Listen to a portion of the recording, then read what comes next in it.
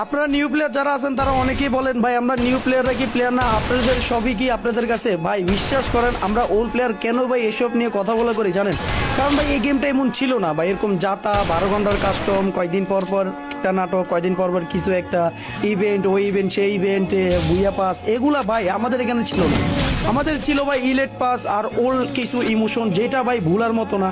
আপনারা বর্তমানে যেভাবে বিয়ার খেলেন একসাথে 12 বার 14 বার 15 বার মরেন, কিন্তু ভাই আগে আমরা ভাই বিশ্বাস করেন ট্রাস্ট মি, একটা বিয়ার ম্যাচ খেললে ভাই এতই ভয় করতো লাজে ভাই আমরা নিজেই বসে বসে খেলতেছি গেমের ভিতরে। আর আমাদের ওল্ড ভাই ব্রাদারদের কথা ভাই বাদে দিলাম, বিশ্বাস করেন ভাই আমাদের কিছু কিছু সং আছে যেগুলো শুনলে ভাই মনে গায়ে লোম খেয়ে যায়।